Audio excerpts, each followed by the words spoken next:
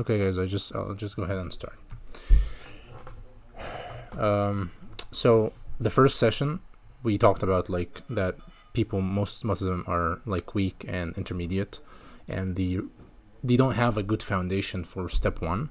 So it made sense for me in order to like make the course coherent, is that I need to tell you guys how to study, like what is studying all about, like how to actually study before even getting into step one, stuff, because step one is like a big exam, and it mainly depends on your foundation, nothing else. Like it literally comes down to your foundation in medical school. If you have a good foundation, you will pass step one. If you have a bad foundation, you will not pass step one. That's all about it. Okay. So I will teach you how to study in the most like basic way. I'll come back to first principles and tell you guys how actually to actually study. Okay, so let's start by part one, okay, which is the formula of learning medicine. How do you actually learn medicine the proper way? Okay, and here I got this picture right here in front of you, is a woman who's a doctor, obviously, and this woman, which is a normal person, right? She doesn't know anything about medicine, and I want you to tell me, why do people pay doctors? Like, what is the difference between a doctor and a normal person? Can you guys say? And yeah, I don't want this lecture to be just me lecturing, saying stuff, you getting bored. No, I want some interaction. So go ahead. Why do you think people pay doctors? Like, why are doctors like a superior, like obviously a superior individual? What do you mean serve medicine?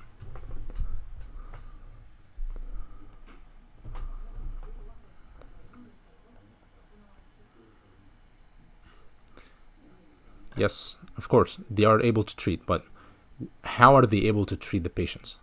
What puts them ahead of other people? I'll answer the question. I'm just trying to make you think.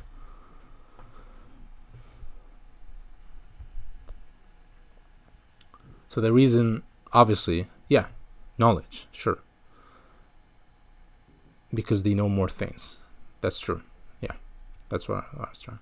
So basically, for you guys who watched the last video, it's not the last video, I think it's a couple of videos away. A couple of weeks I made the video about how to build your medical school foundation. I talked about what is the difference between a doctor and a normal person, which is the ability to know language. So what is the difference between a native Spanish guy and a person who just learned Spanish or who doesn't know how to speak Spanish, right? The difference is the person who speaks Spanish well, who is a native, the Spanish language really makes sense to him. He really understands it. Like it's bread and butter to him, right? And if you take medicine for granted and you go through studying, memorizing, blah blah blah, what's the difference between you and the textbook, right? There is literally no difference. Like even worse, the textbook is way better than you because the textbook cannot forget stuff, right? So what makes a doctor special is their ability to decode medical language, okay? To understand what a term means, to understand how to apply specific pieces of information and concepts into certain events or cases, right? Which is what medicine is all about, right? Solving cases, diagnosis, treatment, etc., etc. Okay? So I thought this might be a good introduction for me to lay ahead, okay? Okay, so now the question is, okay, so what is medicine, right? What is the medicine we're learning, okay? And I just answered the question, which is, it's just a language. It's a different language than what people normally speak. It's a completely different language. And it's a very complex language. It's a very intricate and has a lot of nuances and a lot of different stuff in it, right? It's a big language. So it's like other languages, but even worse, English, French, etc., right? So the thing is here, I don't know why the slides are keeping Oh yeah, sorry. Okay, so the first step to learning medicine is to decode the language, right? That makes sense, right? So to decode the language, to make it easily understandable and easily digestible. Okay. So, for example here, let's see, this is hieroglyphics, right? Hieroglyphics is, or اللغة الهيروغليفية بما أننا كلنا عرب هنا. اللغة الهيروغليفية هي في حروف انت بتحول الحروف دي من حروف زي البيرد letters ومش عارف ايه بلا بلا بلا، صح؟ Same thing with medicine. بس الفكرة ان المedicine it's you know, in order to access medicine you have to understand English. So you decode medicine into English and then English to you know, the language you understand. Okay, whatever, Arabic, whatever. Okay, I'll make it much more simple ahead. Okay, so now we need to know, like, how do we decode the medical language? What do we use in order to decode the medical language? Do you guys know? What do you use? You know, while you're reading in a textbook, what do you use to make things easy for you in order to understand what's written in front of you in the book? What do you use?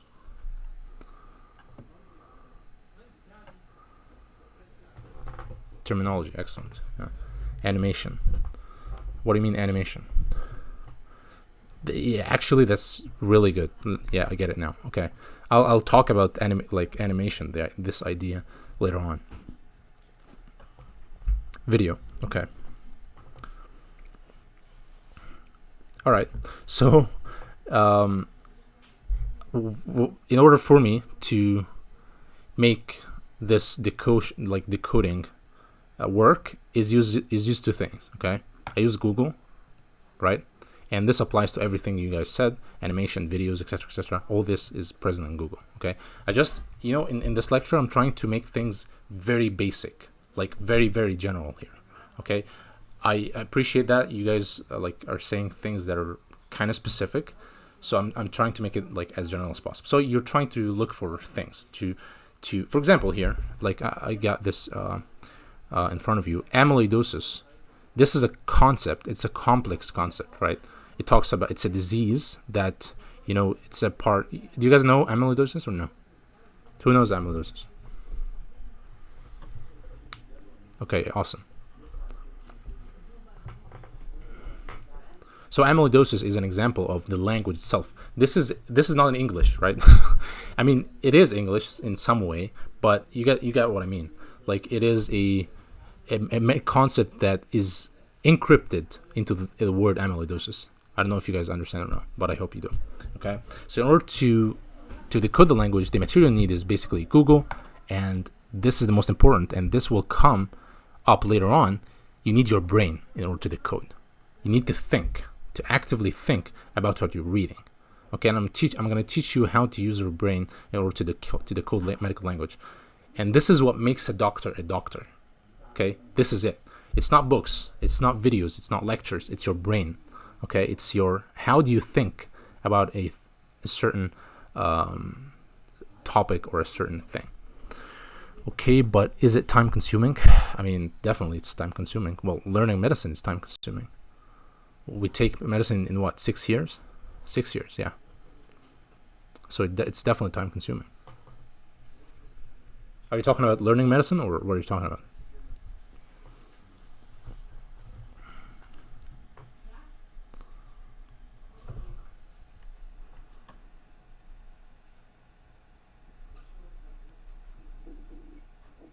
Assalamu alaikum. Alaikum salam. Hello, Yassin. Hey man, how are you? I'm talking about the USMLE step 1. In Iraq, we have a time deadline, like 23.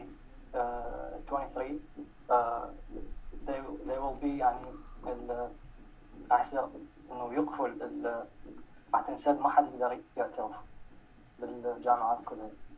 الجامعات إنه ما حد يقدر يعترف بالعراق، فلذلك أنا هسه أنا عندي لحد نهاية هاي السنة لازم أمتحن. فالوقت اللي عندي تايم حيكفيني إنه هاي الفترة يعني like 6 months 8 months لحد الشهر التاسع يعني السنة الثانية. Well, يعني I haven't talked about anything about USMLE Step 1 at all right now. I'm just talking about how to learn medicine the proper way. So it doesn't matter whether you are going to take Step 1, Step 2, you're just starting out. So this is like a lecture for people who are very weak and like intermediate, like who don't really like know how to study. Okay, so they just memorize. So we go through, read, study, memorize. That's the basic thing.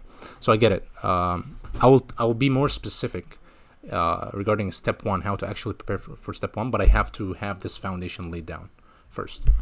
Okay, sorry, I want to introduce myself. I'm Mohammed Safar. I'm a student from Iraq, the University of Anbar Medical College. Nice to meet you, man. How old are you? I am 20. No, I mean what year? I'm going this year. I am going to third year. Third year, awesome. Yeah, that's good. You're in a good spot. Do you consider yourself like weak or intermediate in the basics of medicine? I like weak, but up of weak. Yeah, kind of intermediate. Okay, so you need this. You need what I'm talking about here in this lecture. So you need to understand how to build the foundation. Okay? I'll give you guys lots of examples. Like all this will make sense, but I know it kind of doesn't make sense right now. But later on in the course, it will definitely make sense. It will help you out. Okay. All right. Okay, and of course the third thing to use is textbooks. Okay, and some of you guys said videos, which is awesome. So videos, textbooks, etc., etc. But remember, the coding takes place in your brain, and I'm gonna tell you how exactly later on. Okay, yeah, I just wanted to talk really quickly about a concept or a fact. Okay, for example, here, amyloidosis. This is not a fact. I mean, amyloidosis is a concept. Okay, and it's a concept that is made of facts. Okay, it's a concept that is made of facts. So you have a lot of facts. For example, I don't know what's happening here. Sorry. The concept of amyloidosis is made up of, what is amyloid itself? This is a fact. Like the word amyloid, what does that mean? This is one fact. Okay, how is amyloid made? That's the second fact. What proteins make up the amyloid? This is the third fact. Okay, all these facts combine together in order to make the concept of amyloidosis. Okay.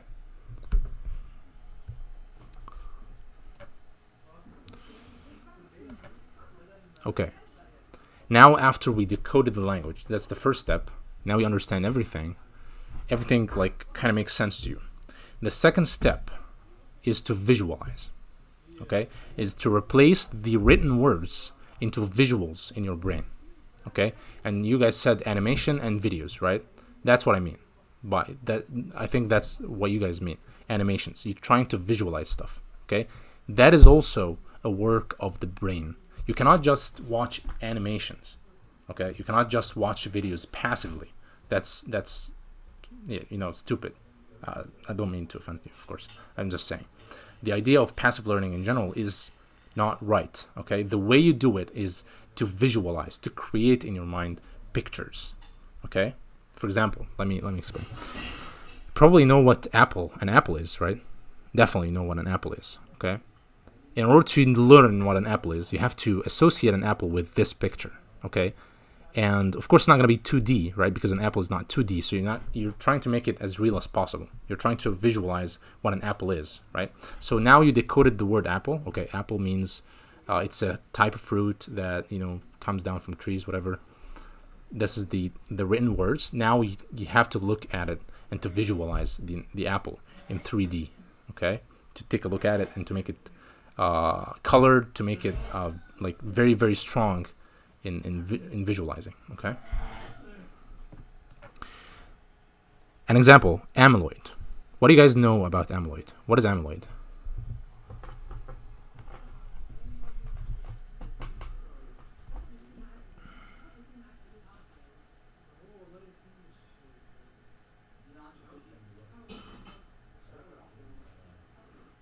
Degeneration. What do you mean? The word amyloid, this is a noun, basically. It's something. It's like an apple, exactly.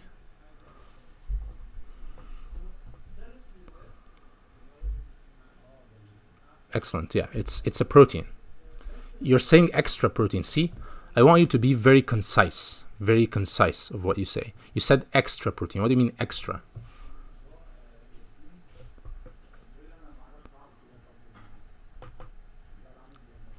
I think you mean accumulating. That's good. That's pretty good adjective. Yeah, it's accumulating. So it's an additional protein than the normal, right? Is that what you mean?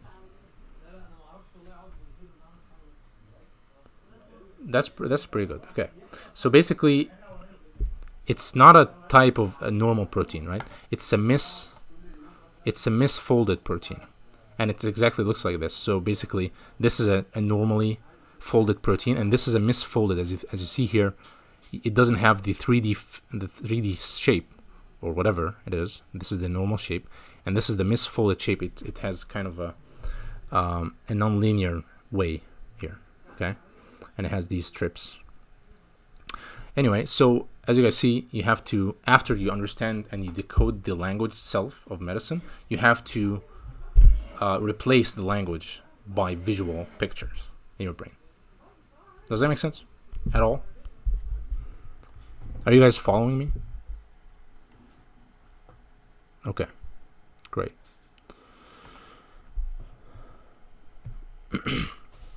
Okay, and after you make the visuals, you have to make it very vital.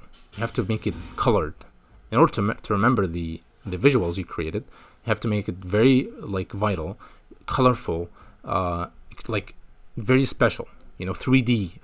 In order to imagine an apple, for example. The word amyloid. I want you to imagine amyloid like it's a protein.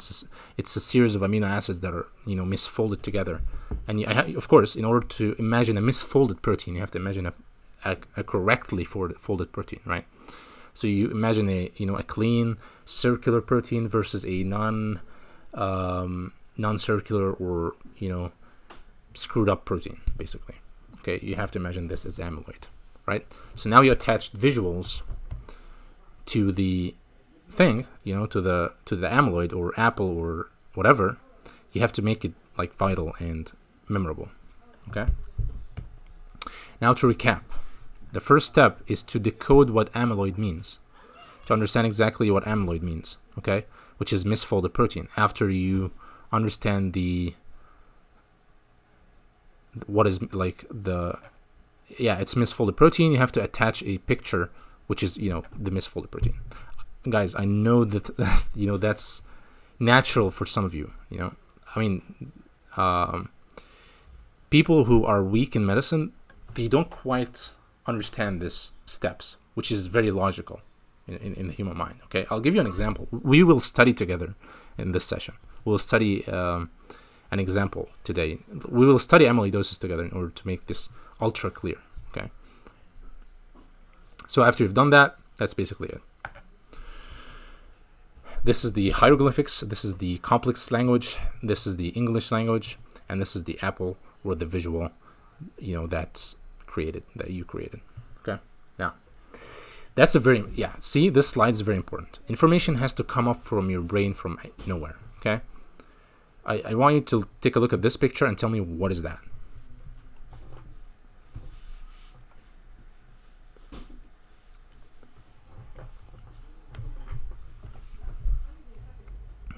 That's great, Amr. Yeah, an ant. That's great. Everybody agrees that this is an ant?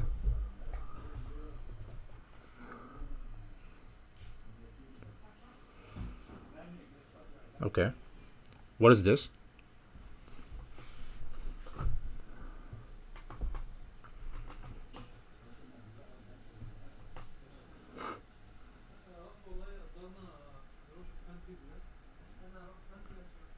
It's an ant, right? It's also an ant. There's not much of a difference here. Okay, it's just another shape, right? What is this?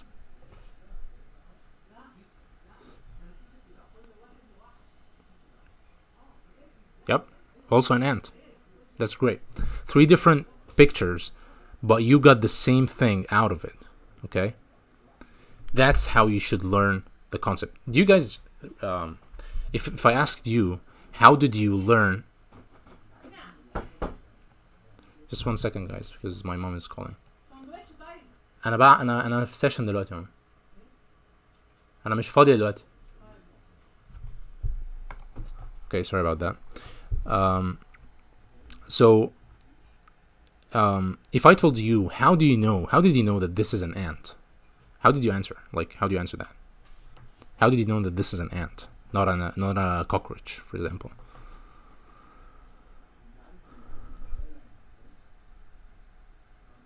Do you remember reading, like, seeing this picture in a textbook and an ant is under it? Yes, because you previously learned that this is an ant.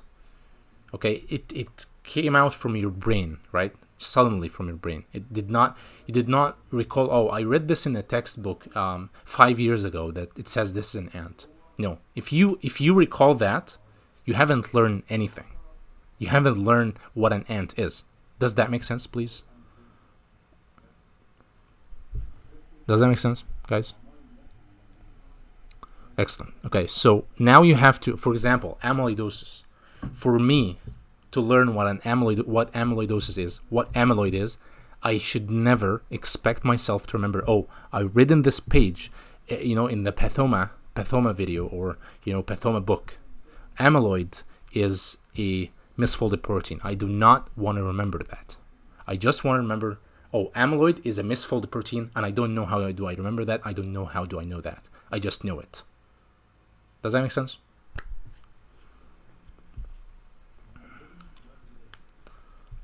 Okay. That's so crucial, and you will know and you will understand how, because a lot of people take a lot of time during their exam, trying to recall, what is it inside the book, the pathoma book? What did the doctor write in page 69? Some people do that, like literally some people memorize what's inside the book instead of learning stuff, instead of using the book to learn what is amyloidosis, what is an ant, what is an apple is, and to visualize and to create the proper understanding of medicine. They just memorize, right? Just memorize words instead of actually learning what's inside the books. I hope that makes sense. Excellent. Okay. I wanted to get this slide very quickly. That's a 3rd grade's information, Yassin. Why are you teaching us what we already know? Okay, there are 2 reasons here. First, some people really, even though that makes sense, and that's very logical, some people don't even know about that. And they keep memorizing the stuff. Some people do. Okay, so I thought some of the people who are weak in medicine don't know these information, so I had to say it. Okay, this is the first reason. The second reason is you actually know this, but you fail miserably to apply it. You know how to properly study, but you don't do it. You don't apply what you know, like, yeah. Okay. Now let's see the 3rd step we have in the steps we set. So in the previous slides, we talked about amyloid, misfolded protein, and it correctly folded. And we decoded the information, and then we associated a picture to it. Okay, so what is the next step? Now we learned what effect is, right? We're trying to learn a concept here. What is amyloidosis? After we do this with everything, like we turn every single word inside the book into an easily understandable language, and then we imagine and visualize the things correctly. Now we have to arrange the information in a logical pattern, in a logical way, the most logical way to your brain. Okay, I want to ask you here, can you learn what is the causes of amyloidosis before learning what an amyloid is? Can you learn that? If I told you hey Muhammad Safa, what are the causes of amyloidosis? And you don't know what amyloid is that like, does that make sense? Does that make your brain think? No, right? You will have to learn what an amyloid is before learning what are the cause of amyloid is. Because some people, very strangely, actually, like I know you guys are saying, what's this guy talking about? But some people do it, okay? They read through the book and they haven't really understood amyloidosis, and they go right away to studying the causes of amyloidosis. How are you going to do that? Like, you're trying to memorize to stick something. You're trying to build a building without having the proper foundation. That's not going to happen. Everything is going to fall apart, right? That's really not going to happen. If you're not properly understanding what an amyloid is, what amyloidosis is, you will not understand what are the cause of amyloidosis. Guys, the meeting will end in 10 minutes. I will send you guys another link in order to join, okay? So yeah, I hope that makes sense, really, because some people really don't get it. I don't know why, honestly. I was some of these people, like in 6th grade or something, but I learned like that doesn't work at all when I failed most of the exams later, or before. Okay, so this is how you do it. Now, in order to build a building of knowledge, you're trying to learn amyloidosis. That's a big building of knowledge right here. Okay, that's a big build. Amyloidosis is a big building. You need to learn all that. In order to do it, you have to arrange layers in position. You have to learn what an amyloid is. First of all, what is an amyloid? You have to nail this. You have to nail this very, very well. Okay, you have to understand exactly what it is. How does amyloid looks like, and then you have to build on it the certain steps, the other steps, in the most logical way possible. Okay, according to your brain. You're gonna use your brain. That's why I told you guys the brain is very important in this. Okay.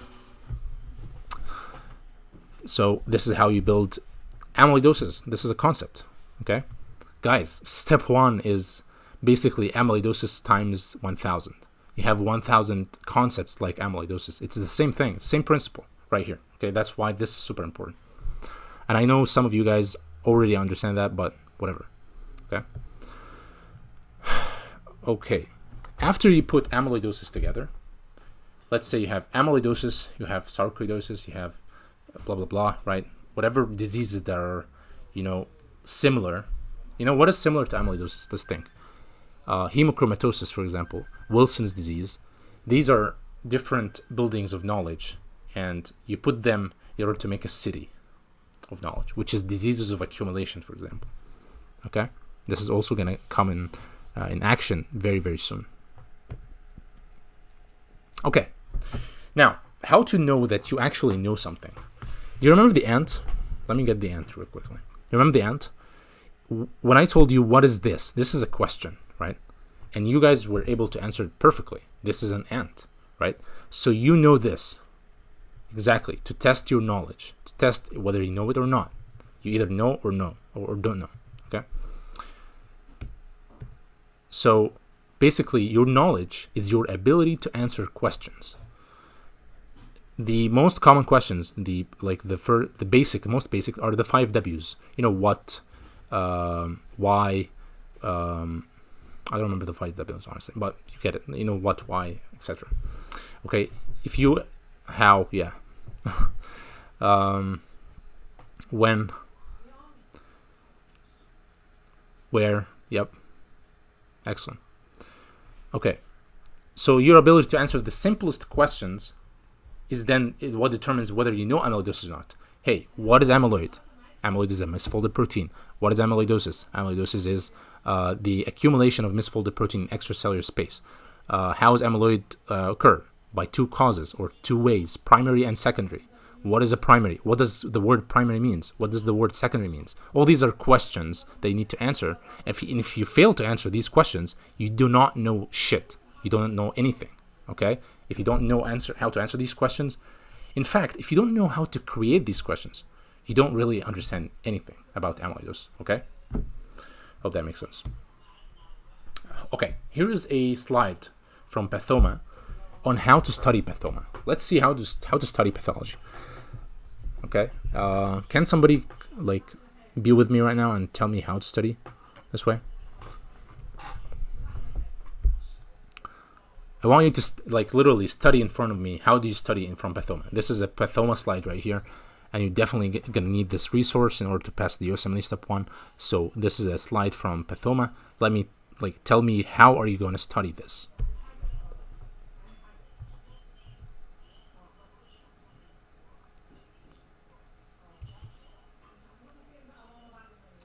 No, you're not bad. Come on, man.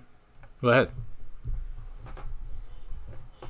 We are here to make mistakes. If you don't make mistakes, or you're afraid to make mistakes, you're not learning anything. Muhammad Safa, Rana, anybody? First, get to know the headlines. Okay. Amyloidosis. This is a headline. Sorry, but if no, there is no need for this meeting. If no, there's no need. What do you mean?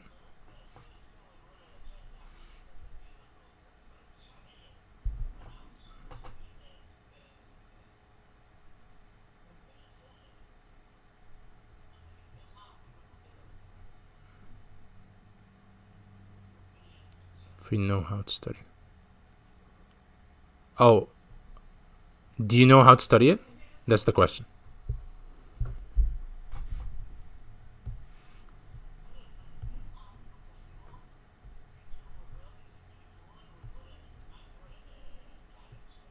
I want you. You didn't get me. Okay, I want you guys to make mistakes so that I can point it out and let you learn something from this lecture. Okay, that's good. So you're learning stuff. You're gonna learn stuff. Don't worry. So that's why I'm telling you, try to study, and I will tell you how to do it. So I laid down the principles before. Okay, guys, I'll go ahead and study. That's fine. All right. Okay, let's see. So the word amyloidosis. Amyloidosis, before anything, you're going to try to decode the language itself. You're going to try to decode the medical language into easily understandable language. Amyloid. Let's search for the word amyloid. Okay. You guys see the slides, or do you see the Google Chrome page? Slides, okay. Never mind. So I just searched for the word amyloid, and I'll try to read. Amyloidosis is a rare disease that occurs when protein called amyloid is burned up. Okay, they're not defining amyloid. Let's see. Amyloid definition. I'm trying to learn here the language, okay? Protein that's deposited in the liver. Okay. So basically the word amyloid is a protein, right? The word osis, if you guys know terminology, osis means a process, okay? So a process of protein called amyloid. Okay, I'm trying to learn now. Now, here Dr. Sattar basically explains what amyloid is, which is a misfolded protein that deposits in the extracellular space, thereby damaging tissue. So amyloid, it's not a normal protein, it's a misfolded protein. That's easy. Deposits, so it deposits. When something deposits, well, you have accumulation of something, and then it deposits. So it has to be present in the blood in high amounts, and then deposit in extracellular spaces. That's what deposits mean, okay? Thereby damaging the tissues. So you have to understand. That's easy, right? That's easy till now. So after you perfectly understand what is being written, now you have to associate the words with pictures and visuals, right? So, okay, amyloid, you have to imagine what amyloid is. You have to have the word amyloid in front of you, right here. And then imagine, okay, this is a misfolded protein. This is a bad protein. Try to imagine a good protein that is not misfolded, and a bad protein with that is misfolded, okay? And then try to imagine a lot of like these proteins in the blood, and then you deposit in the extracellular space.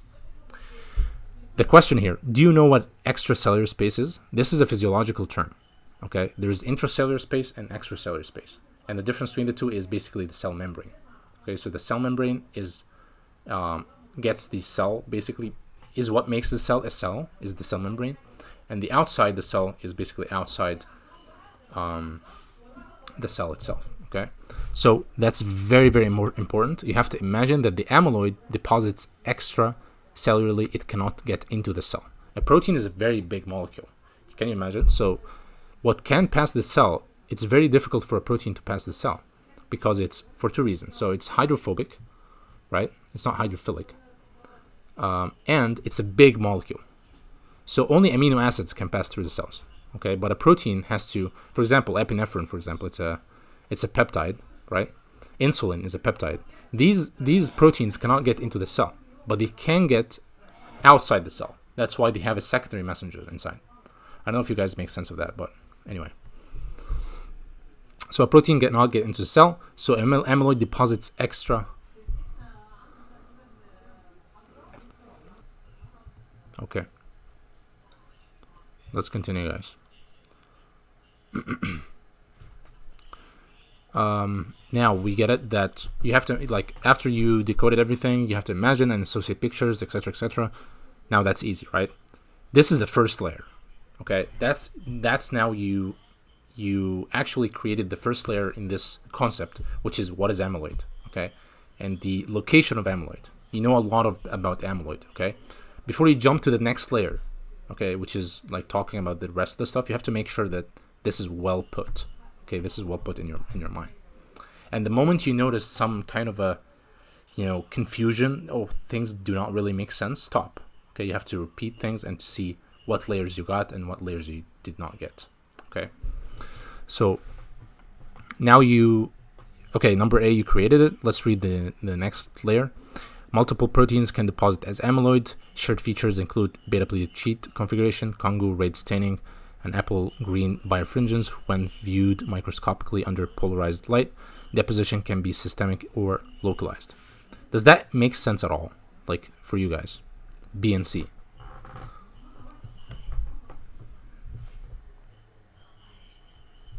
I can't see the chat.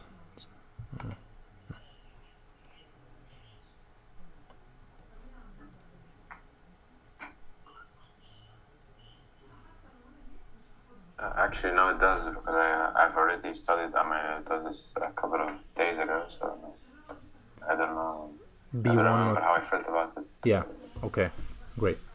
I was listening to Lafoma, so Dr. Hussein made it make sense. Great, so you understand now what is amyloidosis. Yeah, I guess. Okay, beta-pleated sheets. Let me explain that. Okay, so now I don't know, right? I don't have a tutor, I don't have a teacher or anything, I'm just reading.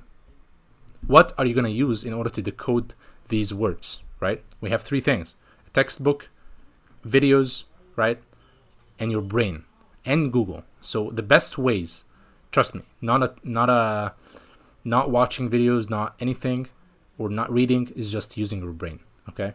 Asking questions yourself, okay? Beta-pleated sheet configuration. What does configuration means? Configuration basically is a shape of some sort, okay? It's a shape basically, yeah, right? So I don't know what beta-pleated sheet is, so I'm gonna search online for what beta-pleated sheet is. Okay, let's search for that. Beta-pleated sheet. Okay.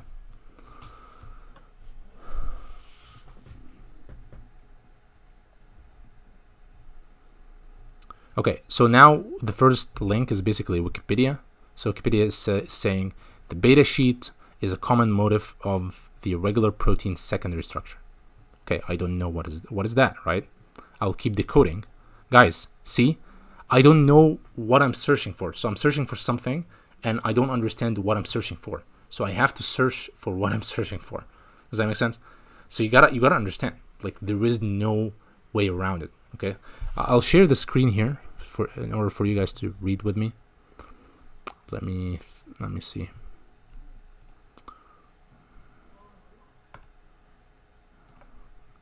Can you guys see that?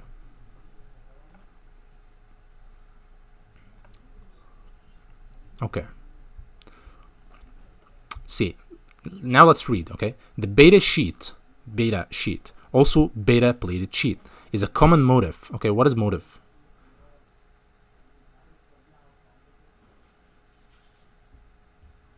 Okay, it's a 3D structure, basically. A structure motif is a common 3D structure that appears in a variety of different evolutionary. So basically, motif is a 3D structure, okay? So A beta pleated sheets is a 3D structure. Okay, that's the first step, or the first like piece of information. Common motif of the regular protein secondary structure. Protein secondary structure is the 3-dimensional form of local segments of protein. Guys, actually there is primary structure of a protein, secondary structure, and a tertiary structure. Okay, I know that.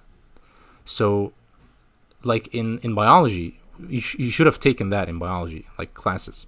But if you don't, that's fine. You can learn it now. So a protein secondary structure is beta pleated sheets. Let me carry on and I'll explain. I'm not trying to explain to you what a beta pleated sheet is. I'm trying to make you like understand how to search, how to understand yourself what a beta pleated sheet is. Okay, but later on I will explain what a beta pleated sheet is. Like very simple. All right. So let's keep reading. Beta sheets consist of beta strands connected laterally by at least 2 or 3 backbone hydrogen bonds, forming a generally twisted pleated sheets.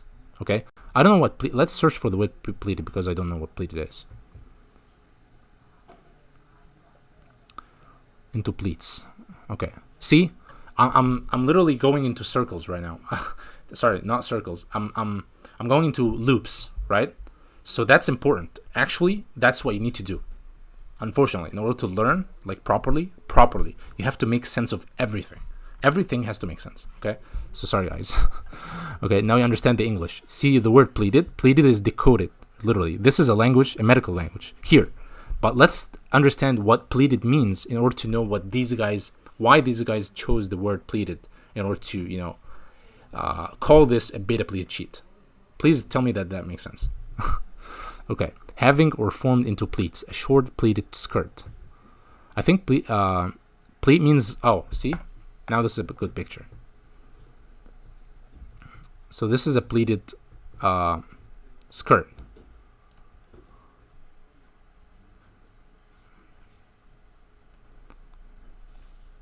Okay. It's like folds, folds. Okay. Yeah, I get it. Do you guys get it? Pleated. Forming a generally twisted pleated sheet. Okay. So a sheet, take a look at that. This is a beta pleated sheet. See these tilts, these folds? This is what pleated means. Okay. Pleated. All that is pleated. Okay. And this is a sheet. Okay. Does it look like a sheet? It looks like a sheet, right? A sheet is a piece of paper. Okay. Now let's understand why is it called beta. All right. Beta sheets consist of beta strands. Beta strands, I don't know what that is yet. Okay, but I will know. By at least 2 or 3 backbone hydrogen bonds, forming a generally twisted pleated sheet. Now I understand. So pleated is folded. It's not a straight sheet. It's a pleated sheet. Okay. And it has 2 or 3 backbone hydrogen ions. Okay, so see this? These dots right here. You guys see the cursor? Can you guys see the cursor? Okay. So see this hydrogen bonds? These dots, these are hydrogen bonds. These are the hydrogen bonds that you're talking about. Okay? Let's carry on. So forming a generally twisted beta pleated sheet, a beta strand is a stretch of polypeptide chains, typically 3 to 10 amino acids with a backbone and external conformation, the supramolecular association of beta. Anyway, guys, okay? See this is important. The supramolecular association of beta sheets has been implicated in the formation of fibrils and protein aggregates observed in amyloidosis. See? Now we see it. So they basically are telling us, guys, that when we took a look under the microscope, or, in this case, in whatever it is, the microscope, or, the physiological microscope or whatever, they took a look under, like, very, very close to what amyloid is, and they saw that it looks like beta pleated sheets. It's just a sheet, that's pleated. Beta, I don't know what beta is, honestly.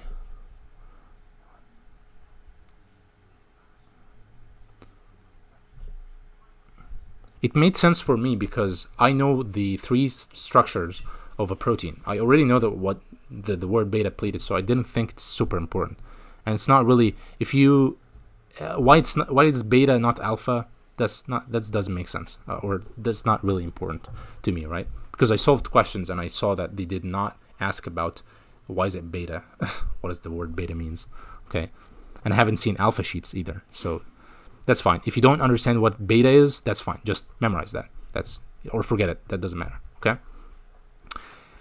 Okay, let's get back to the sharing. Okay. Do you guys now understand the B1? What do you think?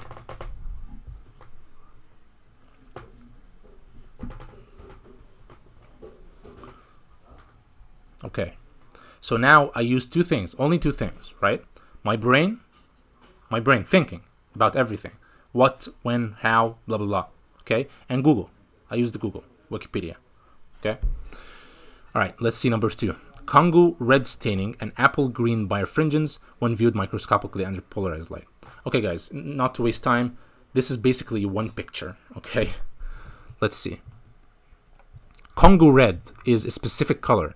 You have to see a color in order to know it. There is no thinking process here.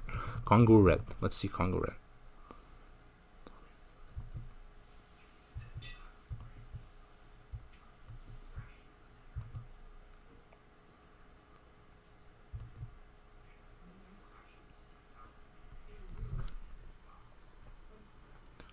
I have a picture here. You can search for it. You know, I don't have to like reshare the screen or anything.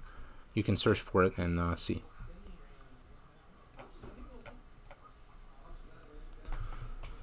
So anyway, so Congo red is a specific color, and it's the stain by which the proteins are stained.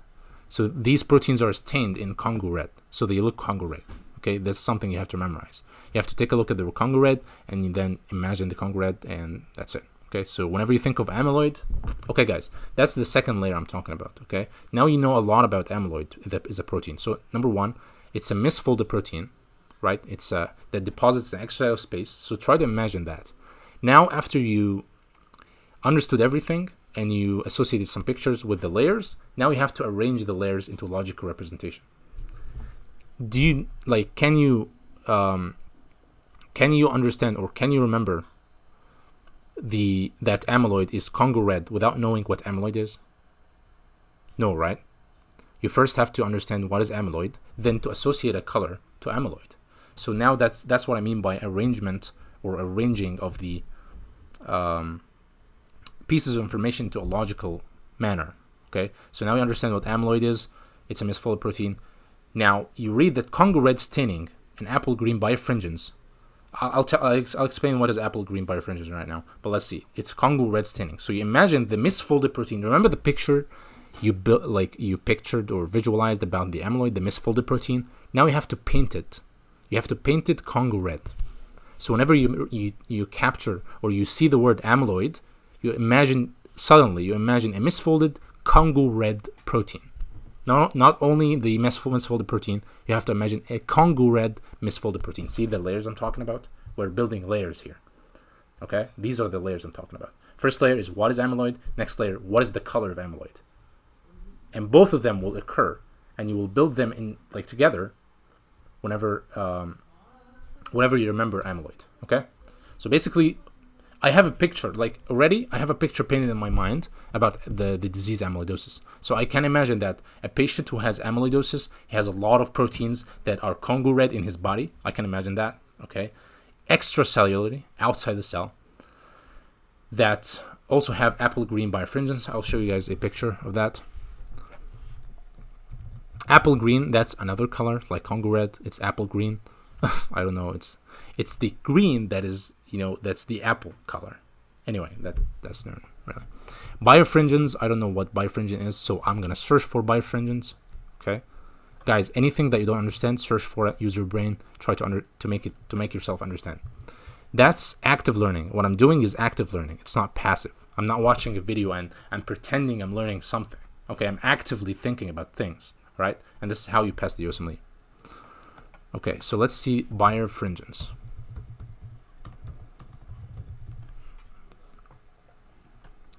Birefringence is formally defined as the double refraction of light in a transparent molecular oil manner. Okay, we're going to get into physiology here, or physics, obviously. So I don't think it's high yield, and they never ask this on the boards, so just memorize that. Okay, things that you are not tested about in the exam, do not really focus that much. Okay, just make sure that you understand the what the word means. Okay, apple green by refringence when viewed microscopically. Okay, there is a picture for that, and you now picture the picture. Okay, so now the first layer is put. What is amyloid? What is the color of amyloid, which is congruent staining? How does it look like apple green by refringence? All that will occur as soon as you recall amyloid. This is how you build the layers of knowledge I'm talking about. Okay. Deposition can be systemic. Deposition can be systemic or localized. Okay. Do you guys know what C is? What do you think? Does A and B make sense now or no?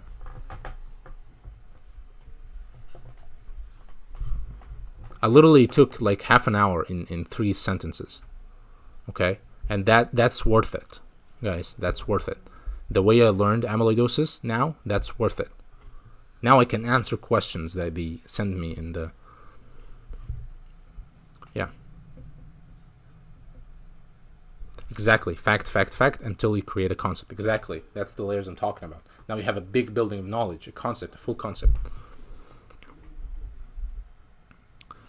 Okay. All right.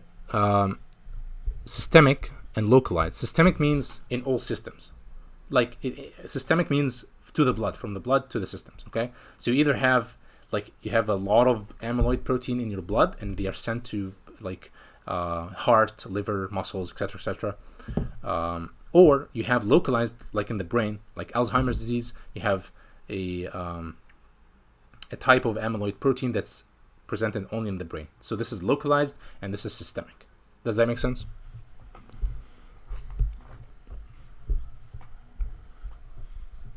Okay. Awesome. Okay, do you guys now understand everything I said in the past slides? Does that make sense at all?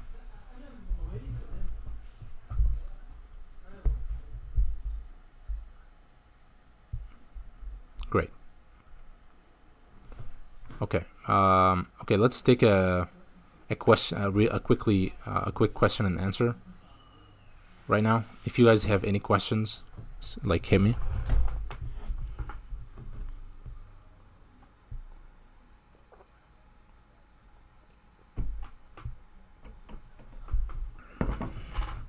Yeah, we started at 9.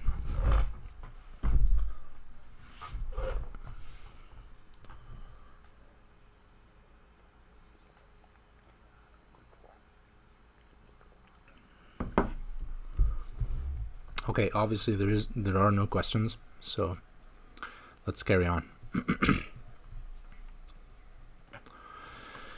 Okay, guys. 3 days from now. Okay, now we studied amyloidosis, right? Not 3 days, let's say 4 days. And everything I read, everything I memorized, everything I understood is going to disappear from my brain. Unfortunately, that's how our brain works, okay? It always works. The brain always works on deleting the memories that are not of use, okay? And how do your brain know that it's not using the information? Because you're not using the information, right? Whatever information you're not using, it's gonna be deleted from your brain instantly, okay? So here comes the part 2, which is the formula of learning medicine. Number 2, retaining the knowledge. How do you actually retain the knowledge? How do you keep the knowledge in place, okay? And not to waste a ton of effort on nothing, okay? So there is a part in the brain that's called the hippocampus. Hippocampus is what's responsible for turning the short-term memory. Now I learned what amyloid is, right? Tomorrow I'll forget what amyloid is, okay? So in order to put the short-term memory in the long-term memory, you have to use something called the hippocampus, okay? Hippocampus is activated by different structures, different structures in the brain by different ways, okay? One of the ways is emotions, okay? Emotions, if a certain short-term memory is associated with emotions, it's going to be very, very difficult to be erased from the memory. And of course, you guys know a lot of memories that are associated with emotions. Love, hatred, fear, anything that's associated with emotions is kind of hard to erase, okay? That's the first thing. You can associate, some information to emotions. For example, if one of your family has amyloidosis, you're much more likely to remember what amyloidosis is, right? From first time reading it, just first time, because it's associated with your emotions. Some part of your family have it or something. Okay. So that's the first thing. Second thing is repetition. Okay. Makes sense. Repeating stuff. But before going into repeating stuff, which is our only way to learn medicine, unfortunately, repeating, we can associate certain stuff, but I'm gonna say it later. Let's put repeating aside. The second thing that turns short to long-term memory is active recall is how you repeat. That's how you repeat using active recall. What is it called? Okay, it doesn't matter. I forgot it. Okay. Yeah. Visuals.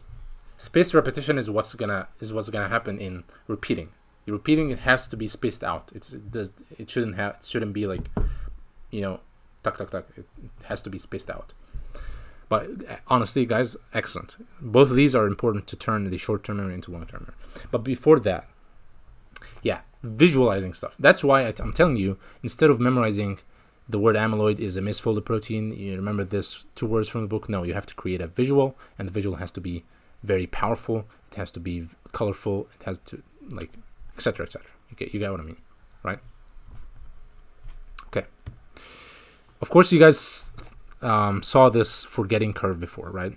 There's a forgetting curve. You forget stuff over time. And the way you do it is basically to retain the information is to active recall and spaced repetition, active recall and spaced repetition, active recall and spaced repetition. Okay? And I'm going to tell you guys exactly how do you do that easily. Okay? Now, this knowledge has to be reinforced. Now you build the knowledge, okay? Now, today, I'm very happy. I learned about amyloidosis. Excellent. I now understand what amyloidosis is. I can answer all questions about amyloidosis. What is amyloid? What is the color of amyloid? What is the stain of amyloid? How does amyloid looks under the microscope with polarized light? Okay, apple green birefringence. How does the amyloid protein deposit in the cells, systemic and localized? Now I understand everything. That's excellent. But unfortunately, I'm going to forget that according to the forgetting curve. So this is the forgetting curve. Now I am excellent, right? I'm explaining everything, happy. 2 days, actually 24 hours, I'm going to be forgetting that. Okay? So actually, this is a good graph, okay? The way you're going to repeat it is first, the second day, you have to repeat the information in the previous day. On the third day, on 6th day, on the 9th day, okay? And this is actually the algorithm of Anki. First, you have to repeat the whole thing about amyloidosis the next day, okay? And then you have to repeat it the 3rd day. And then you have to repeat it the 6th day and the 9th day. Okay? But guys, not just rote memorization, okay? Active recall. Okay, I'm going to explain now how. Let's carry on. Oh, yeah. Please, don't get the word repeat wrong. Don't get, repeat the information, just read it. No, that's so stupid. Okay? That's not going to work. Just reading the pathoma over and over again, no, that's not happen. That shouldn't happen at all. Okay? There are 3 ways that automatically does that for you guys, but unfortunately you have to give it a little bit of mind to it. You have to be mindful of what is being said. So Anki cards are one of the ways you can repeat the information. Actually, not only repeat the information, you can actively recall the information. So they are giving you questions. Remember the questions that I'm telling you. What is amyloid? Anki is going to ask it to you. Okay, what is amyloid? He's going to ask you what is amyloid, and then you answer it. So you actively recall. Okay, and you will be asked these questions on 1st day, 3rd day, 6th day, and 9th day. That's the perfect. If you repeat that, how many times? 4 times over 10 days. Trust me, you're going to be a master. Okay? You literally are going to be a master. You're going to be answering any question you can possibly think of. You're going to play with the information, like literally play with the information. You're a master now, right? And then the card, according to Anki, the card graduates. It's something called graduation, so it's sent, I think, a month later, because you're a master now. You need only to remember the question a month ago, because you remember the information. Okay, does that make sense? I hope it does. Okay, so Anki is a first way to learn the information. There is other ways, like literally there's tons of ways that people made up in order to reinforce the information. Do you guys know the memory palace? Have you heard of the memory palace? Have you heard of the PEG system? The PEG system.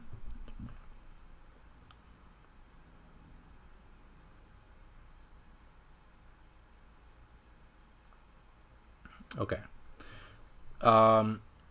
Let's say, like, here's my room, for example. Okay, here's my room, and I have certain places, like I have a drawer.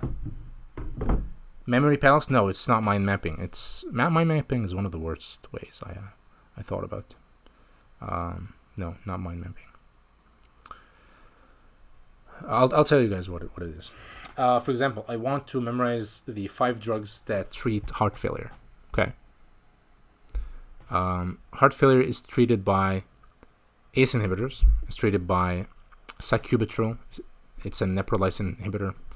5 different annoying drugs, whatever, beta blockers, etc., etc. Okay, you have to memorize or remember the 5 drugs. This is a list, right? So the memory palace is very specific to what helps you with, which is lists. It helps you memorize lists. Okay, so I'm gonna imagine that I'm getting, like, the way I remember the 5 drugs is that I imagine I'm getting into a heart failure patient hospital room. Okay, I'm getting into the room, and there is some certain places. Okay, and the room, let's say the room is actually my room, because I know my room very, very well, and that's the point of a memory palace, is that you remember the room very well. Okay, so there is a drawer. Okay, the first drawer. Okay, I'm gonna put the first drug in it. Okay, literally, I'm gonna put the first drug in it, which is ACE inhibitor, for example. Okay, I'm gonna close the drawer. Now I understand. I remember perfectly. Somehow, it works. Okay, try to think with me. ACE inhibitors looks like the drawer. It's creating a scenario. Yeah. It will help you retain lists. We are gonna learn more about how to use this in actual, later in the sessions, how to use this in the way. Okay, now let's put the memory palace aside. Honestly, it's not really helpful that much with other things, but it's very, very helpful with lists. Okay, it could be used for other stuff, but it's perfect for lists. Okay. Now the PEG system. Do you guys know that how to remember numbers? Yeah, the PEG system. Excellent. Okay, can you explain to me what the PEG system is?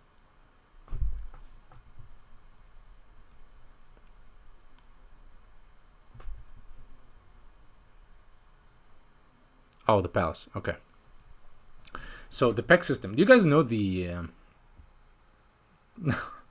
the first aid annoying paper about the karyotypes, the chromosomes, the first chromosome, the second chromosome? You know the diseases that are associated with each chromosome? That the genes that are associated. Do you guys know that? Okay. So the PEG system is what helps you remember diseases that are with certain numbers. Okay, so instead of remembering, chromosome 21 is associated with Down syndrome, you have to change the number 21 into something else. Instead of, do you guys know the Cri du Chat? Yeah, right. Do you guys know the Cri du Chat? This is a disease. It's a syndrome, actually.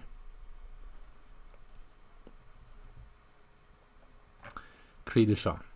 Okay, it's present on chromosome 5. Okay, so instead of remembering that Cri du Chat is a cat, means a cat. Okay, the meeting is gonna end in 10 minutes. I think I'm done by 10 minutes, but we'll see. Okay, so Cri du Chat is basically a cry of a cat, and that's the disease that basically a kid or a syndrome that a kid cries like a cat. His cry looks like a cat's cry. So it's a very high frequency. Okay.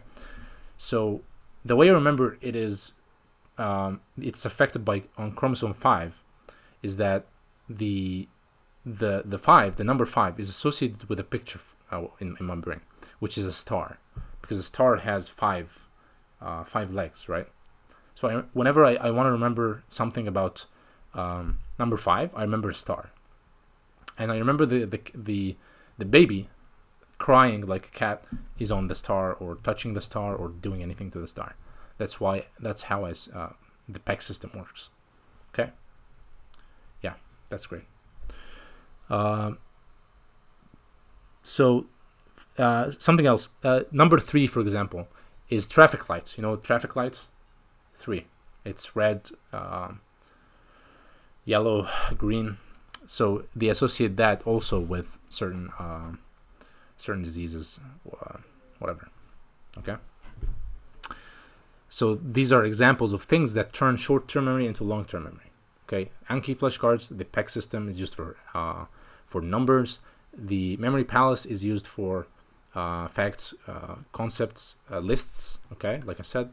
And there is a mnemonic. A mnemonic also helps turn a short-term memory into long-term memory. And there is another session I'm going to make about the mnemonics, but later on.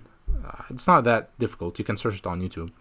How the mnemonics are made in a correct way, in a proper way, and how does that help you remember lists better, or remembering a list of symptoms or something. Okay. And by far, the best way to apply knowledge and to even remember information in the USMLE is a question bank. And if you guys, of course, you guys are watching my YouTube videos, I worship something called question banks. Okay, question banks help you return information, apply information, test your knowledge. Like, basically makes you look like a fool if you don't understand stuff. Okay, so it's very, very important, and this is one of the ways that turn a short-term memory into a long-term memory. Okay. Now, how to review the material? How to actually review the material? Active recall is the most effective high-yield learning technique ever created. Okay, and this is done by Anki cards. It's done by question banks, but these don't apply to it. Okay, only Anki and question banks, the actively recall.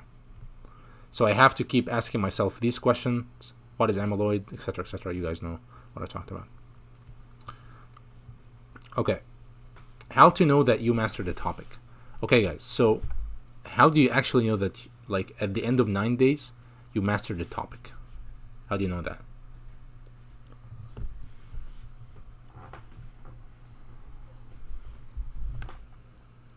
That's an easy question.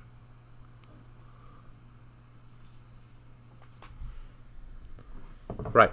You can answer most of the questions. Excellent. Yep. That's it. You can answer questions that your mind is thinking about, like you're reading, for example, amyloidosis, but you're thinking, like, what is amyloid? What is amyloidosis? You can answer these questions. That's the first thing. Second thing, you can actually apply the knowledge that you learned to cases and different clinical scenarios, which is the whole purpose of the USMLE, is to get these, because in the USMLE, do you think they're going to ask you what is amyloidosis? They're not going to ask you that, right? They assume that you mastered this concept, and then you're asked to apply that. You get a case where the patient have liver, right upper quadrant pain. He has pain in his muscles. He had chronic inflammation, and then, do you guys know amyloidosis? It's caused by chronic inflammation. Anyway, he has chronic inflammation, and then you assume that this is amyloidosis. This is how you're gonna ask on the USMLE. All right. So you gotta like have these well put, very well put, mastered. Okay. Okay. Actually, we have a part 1 and 2, like the application of part 1 and 2, but this is gonna be next session. I think that's enough by now. It's almost an hour. Do you guys have any questions at all?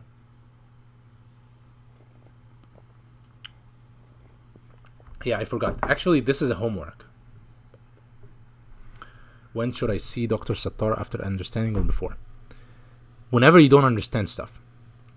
So you're reading, you're creating pictures, you're visualizing, but you don't get something about this, okay? Then you can watch Dr. Sattar. That's better than watching Dr. Sattar before reading and before deducing, okay? That's awesome. Okay. Was decoding the first topic you discussed? Yes, it was.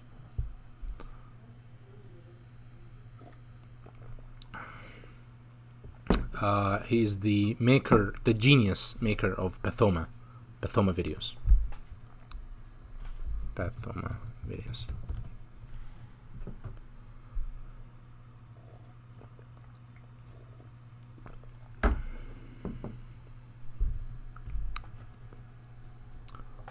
Yeah.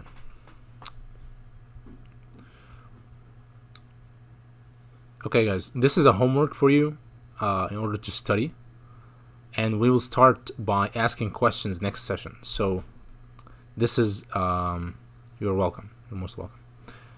This is a homework for you guys in order to study cell death. Okay, I want you to study cell death really well using my techniques. And next time I will ask you guys questions, a series of questions, to see whether you guys get it or not. If not, if you didn't get it, we will fix things together. Okay? How does that sound?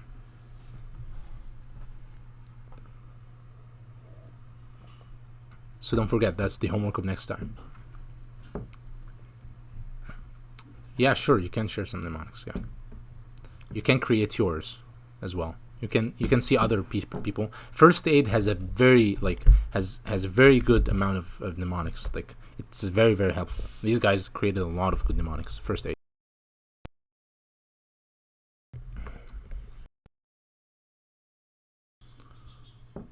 Any questions before we go? I'll upload today's lecture on YouTube, so those who didn't watch it, and those who did and want to watch it again, yeah, go ahead. You're most welcome, guys. You're most welcome. Thank you, Amr. The previous session, it was just orientation. I was just telling you guys what I'm gonna do, what I'm gonna do in this course. It was like an orientation, okay? And how I was intending to actually separate people who really know how to study from people who do not know how to study. But actually, I don't really have that much time to do like sessions with those and sessions with those. So I combined everything together. And but guys, next sessions, we're going to get deep into preparation of step 1 and how to properly apply all these methods into question banks, into watching videos. So make sure you attend those, okay? And I will try to, of course, record all these sessions to be available for other people as well. Thanks so much, Amr. I'm glad you liked it. Any other questions?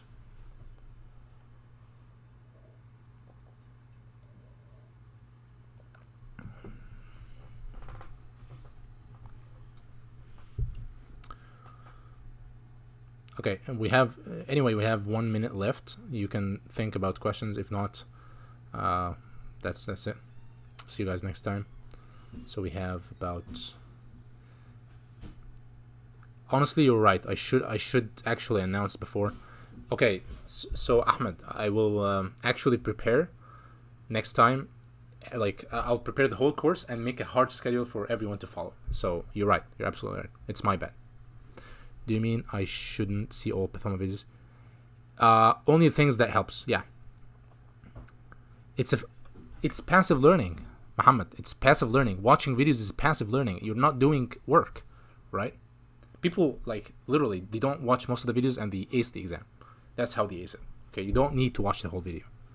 Only things they don't understand or don't get. Okay, using your brain is most important. Okay, guys. I hope you like I hope you attend the next course, and yeah, goodbye.